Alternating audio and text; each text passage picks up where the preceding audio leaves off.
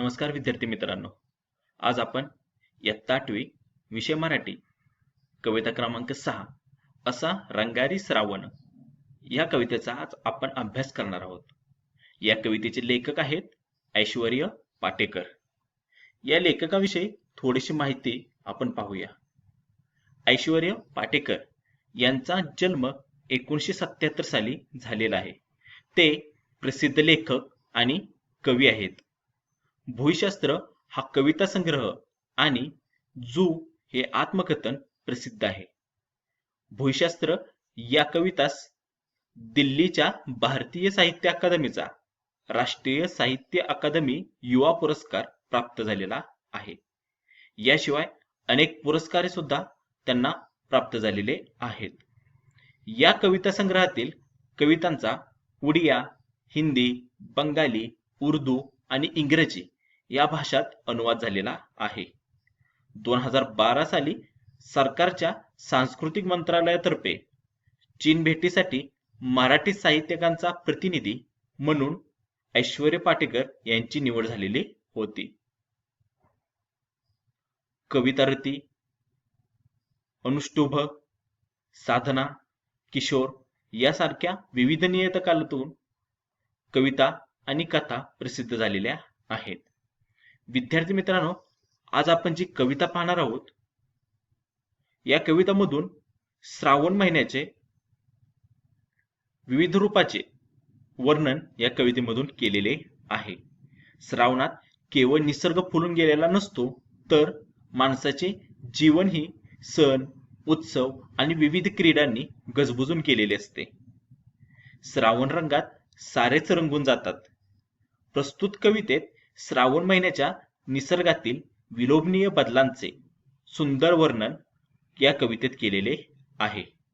ही कविता Kishore August 2017 या मासिकातून घेतलेली आहे. चला तर मग आपण या कवितेला सुरुवात करूया.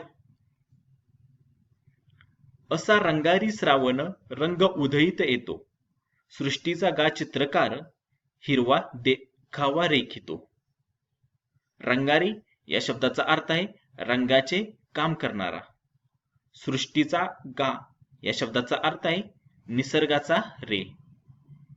हिरवा या शब्दाचा अर्थ आहे हिरवा.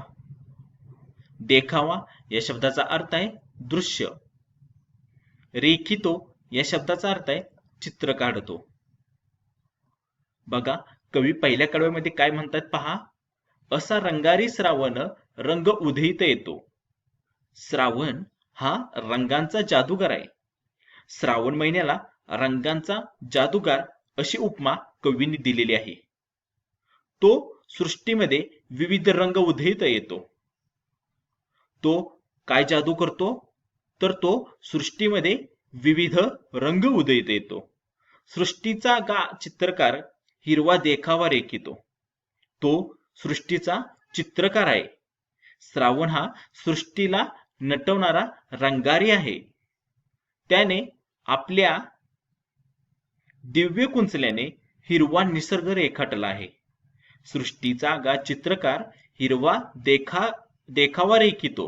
म्हणजेच हा श्रावण सृष्टीचा चित्रकार आहे आणि तो आपल्या दिव्य कुंचल्याने हिरवा निसर्ग रेखाटतो आहे. यानंतर कवी पुढे काय म्हणतात पहा.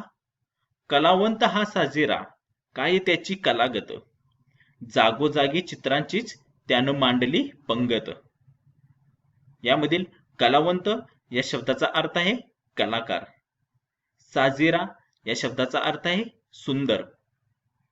कलागत या शब्दाचा अर्थ आहे कलाकृती. पंगत या शब्दाचा अर्थ आहे रांग. बघा, कवी दुसऱ्या कडव्यामध्ये काय म्हणतात पहा. कलावंत हा साजेरा, काय त्याची कलागत.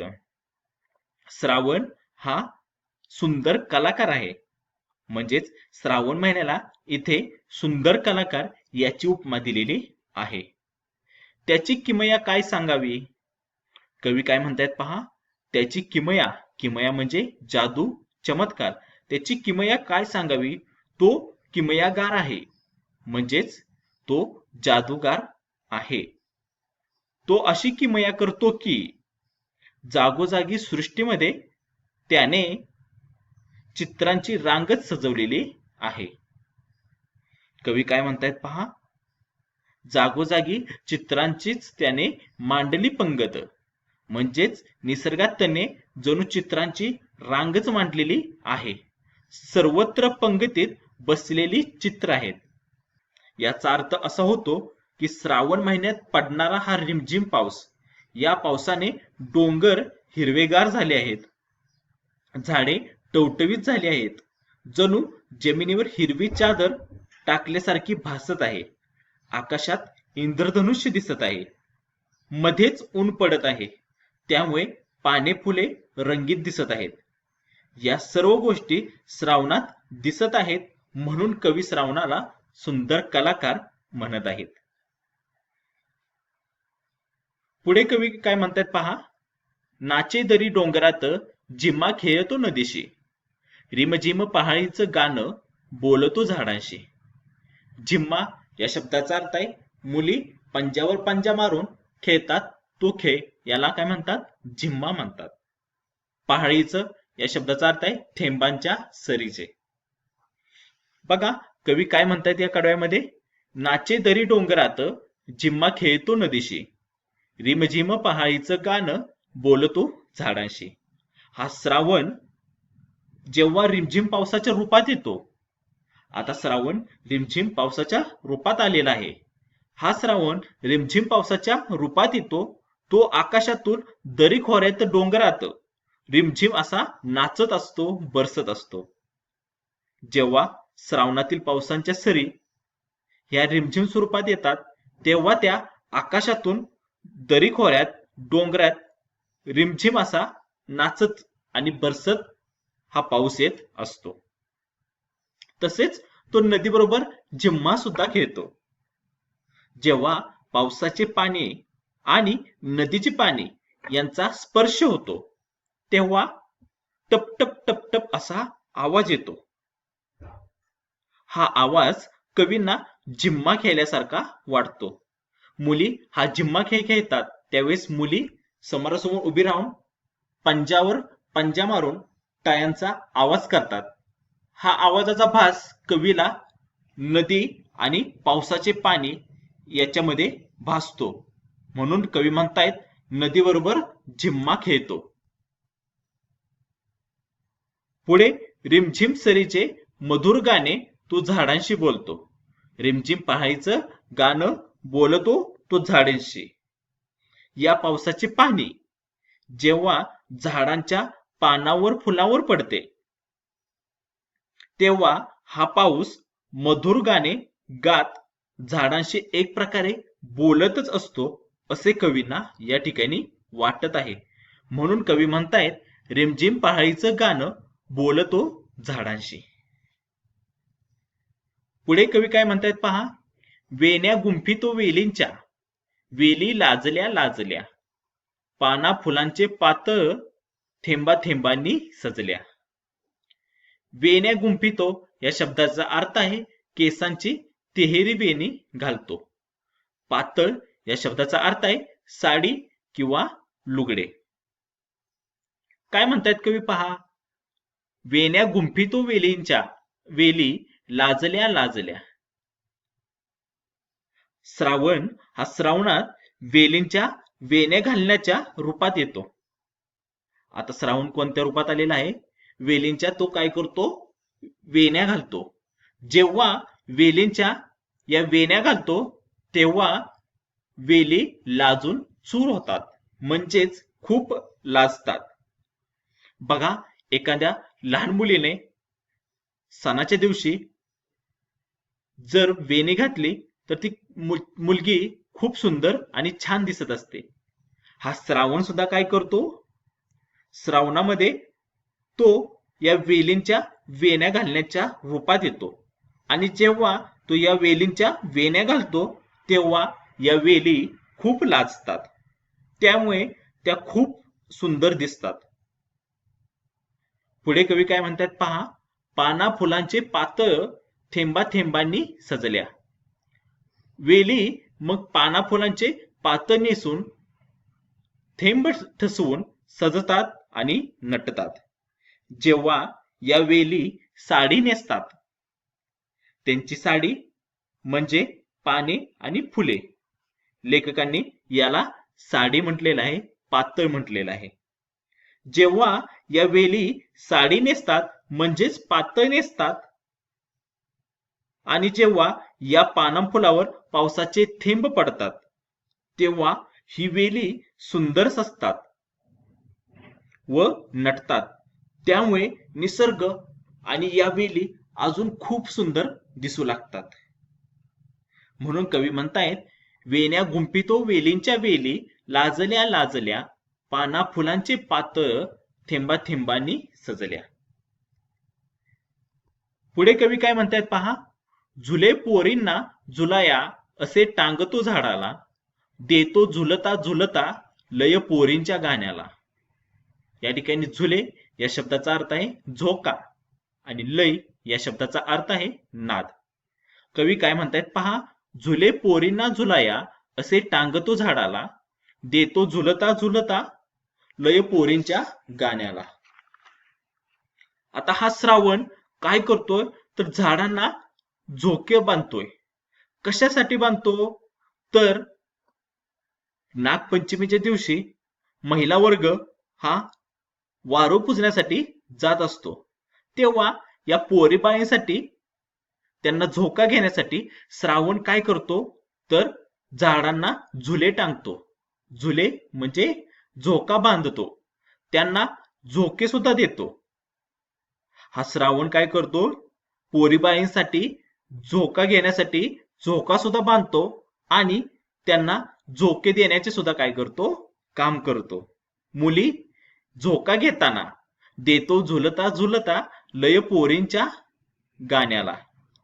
मुली ह्या झोका घेताना गाणी म्हणत असतात, तेव्हा हा श्रावण त्यांच्या गाण्याला नाद देतो, लय देतो, सूर देतो. म्हणून कवी म्हणतायत, देतो झुलता झुलता लय पोरींच्या गाण्याला. किती कवीने छान सुंदर वर्णन केलेलं आहे यामध्ये पहा. पुढे पहा. पोरामध्ये खेळायला होतो श्रावण खेळगा, दहीहंडीच्या संगती चिंब गोपाळ अवखा. यामध्ये खेळगा या शब्दाचा अर्थ आहे खेळगडी.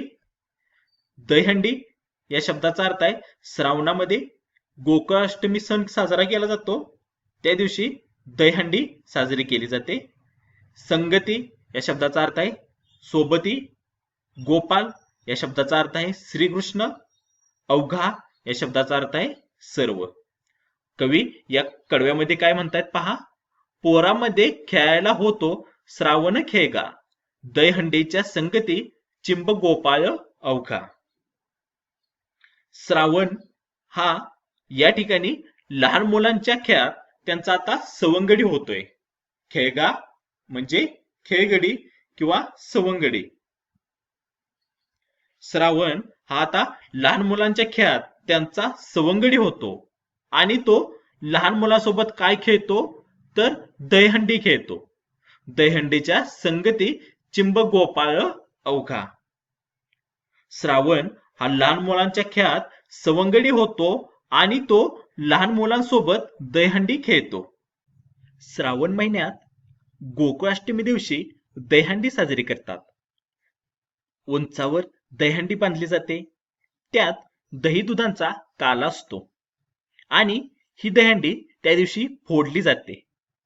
या दहीहंडीच्या खेळामध्ये स्वतः श्रावण लहान गोपाळ होतो. म्हणजेच लहान मुलांच्या खेळात श्रावण त्यांचा सवंगडी होतो.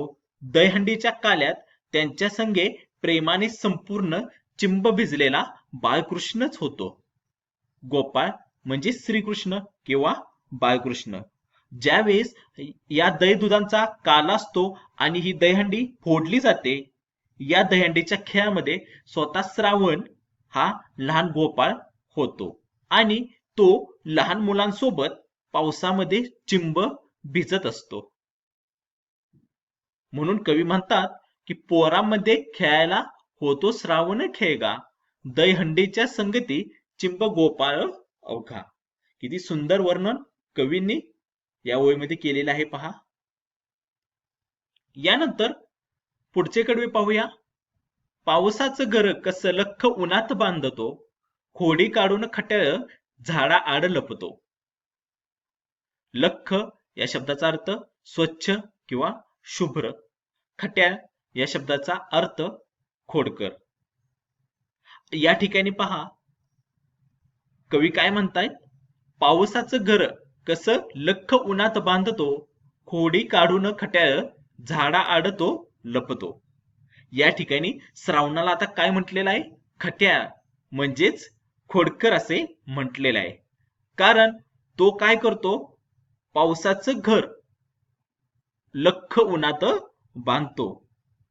आपण सुद्धा घरी बघा, आपल्या घरामध्ये एखादं खट्याळ पोरगा असेल, खोडकर मुलगा असेल, तर त्याला आपण काय म्हणतो, तुझं घर मी काय करतो, उन्हातच बांधतो.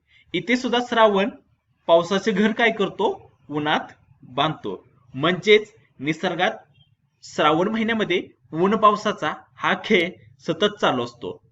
क्षणात पाऊस येतो तर क्षणात ऊन पडते. श्रावण काय करतो तर पावसाची खोड काढतो, त्याची मस्करी करतो आणि स्वतः जाऊन झाडामागे लपतो आणि पाऊस धो-धो पडत राहतो. यानंतर कवी पुढे काय म्हणतात पहा. इंद्रधनुष्याचा बांध असा नभाला घालतो, रंगीबेरंगी फुलांची नक्षी रानात गोंदतो. किती कवींनी छान वर्णन केलेले आहे पहा. बांध या शब्दाचा अर्थ होतो अटकाव, अडवणे. अफाट या शब्दाचा अर्थ होतो अजब. नभ या शब्दाचा अर्थ होतो आकाश. गोंदतो या शब्दाचा अर्थ होतो ठसवतो किंवा उठवतो. कवी काय म्हणतायत या कडव्यामध्ये पहा. इंद्रधनुष्याचा बांध असा नभाला घालतो, रंगीबेरंगी फुलांची नक्षी रानात गोंदतो. कवी काय म्हणतात पहा. आकाशाच्या या अफाट निळाईत श्रावण इंद्रधनुष्याचा सप्तरंगी बांध घालतो. श्रावणामध्ये हा ऊन पावसाचा लपंडाव चालू असतो, तेव्हा आपल्याला निळ्या आकाशात सप्तरंगी इंद्रधनुष्य दिसते. एक प्रकारे हे इंद्रधनुष्य आकाशाला बांध घातल्यासारखे दिसते. म्हणून कवी म्हणतायत इंद्रधनुष्याचा बांध असा नभाला घालतो. पुढे कवी काय म्हणतायत पहा. रंगीबेरंगी फुलांची नक्षी रानात गोंदतो. जसे आकाशात इंद्रधनुष्य दिसते, त्याचप्रमाणे जमिनीवर म्हणजेच रानामळ्यात आपल्याला हिरवेगार गवत आणि त्यावर रंगीबेरंगी फुले सुद्धा आपल्याला दिसून येतात. फुलांची नक्षी काढल्यासारखा आपल्याला भास होतो किंवा फुलांची नक्षी गोंदल्यासारखी आपल्याला त्या ठिकाणी दिसून येते. म्हणून कवी म्हणतायत रंगीबेरंगी फुलांची नक्षी रानात गोंदतो. पुढे शेवटच्या कडव्यामध्ये कवी काय म्हणतायत पहा. असा रंगारी श्रावण रंग उधळीत येतो, हिरव्या सृष्टीच्या मळ्यात खोपा करून राहतो. मळा या शब्दाचा अर्थ आहे शेत किंवा रान. खोपा या शब्दाचा अर्थ आहे घरटे. बघा कवी शेवटच्या कडव्यामध्ये काय म्हणतात पहा. असा रंगारी श्रावण रंग उधळीत येतो, हिरव्या सृष्टीच्या मळ्यात खोपा करून राहतो. असा हा माझा रंगारी श्रावण काय करत येतो, रंग उधळीत येतो, रंग उधळीत फिरतो. सर्व सृष्टीमध्ये तो रंगीबेरंगी होत असतो. सर्व सृष्टी तो रंगीबेरंगी करतो. कोठे आपल्याला डोंगर हिरवे दिसतात, तर कुठे आपल्याला फेसाणारा धबधबा दिसतो, कुठे आपल्याला लख्ख सूर्यप्रकाश पडलेला दिसतो, तर कुठे आपल्याला इंद्रधनुष्य दिसते, तर कुठे आपल्याला नदी खळखळून वाहताना दिसते. कुठे आपल्याला रंगीबेरंगी फुले आलेली दिसतात, तर कुठे आपल्याला घनदाट गवत दिसतं. असा हा रंगारी श्रावण आपल्या मळ्यामध्ये खोपा करून राहतो, घरटे बांधून राहतो, असे कवी या शेवटच्या कडव्यामधून सांगत आहेत. विद्यार्थी मित्रांनो, आज आपली असा रंगारी श्रावण ऐश्वर्य पाटेकर यांनी लिहिलेली ही कविता, या कवितेमधून श्रावणातील निसर्गाच्या विविध रूपांचे आणि माणसाच्या आनंदमय जीवनाचे सुंदर शब्दात वर्णन केलेले आपण आज पाहिलेले आहे. अशा प्रकारे ही कविता आज या ठिकाणी संपलेली आहे. धन्यवाद.